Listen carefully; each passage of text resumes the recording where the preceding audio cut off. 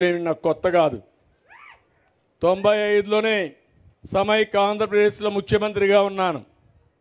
ఇప్పుడు చూస్తూ ఉంటే మొన్న అదే అన్నాను, కుర్రాళ్ళు అరుస్తున్నారు 95 CBN అని. అదే చూపించాలనుకుంటున్నా ఇప్పుడు. ఆ రోజు నేను పరిగెత్తా, అధికార యంత్రాంగాన్ని పరిగెత్తించాను. ప్రజలకు కూడా ఒక విజన్ ఇచ్చాను.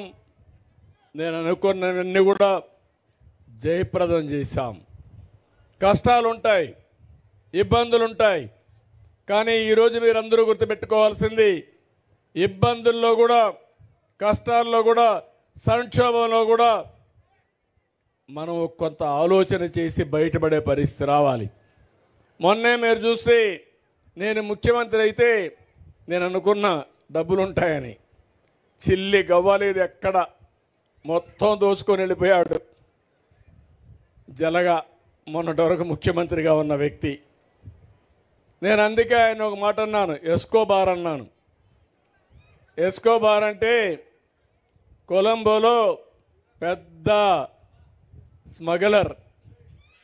మామూలు స్మగ్లర్ కాదు. ఏంటి స్మగ్లర్ అంటే మామూలు కాదు, డ్రగ్ స్మగ్లర్.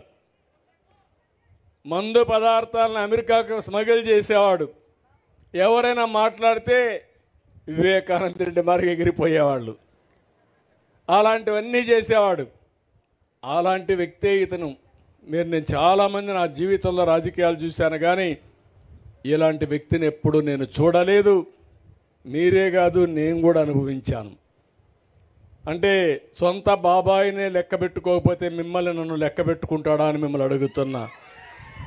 మనిషి యొక్క వ్యక్తిత్వం మీరు గుర్తుపెట్టుకోవాల్సిన అవసరం ఉంది. సరే, ఎక్కువ టైం మాట్లాడితే మన శక్తి అంతా మనం వేస్ట్ చేసుకున్నట్టు అవుతుంది.